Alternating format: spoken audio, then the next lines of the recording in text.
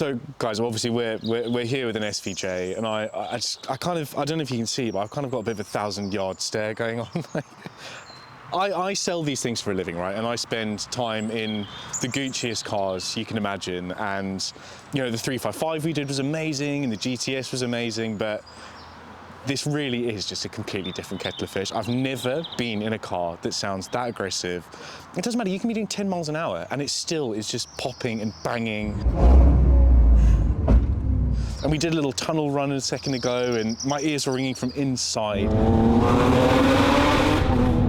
It is honestly the craziest exhaust I've ever heard in my life. To go into a bit of detail about what it's got, it's the Capristo system. So that is a set of cat replacement pipes, a valved rear silencer, and then a remote system.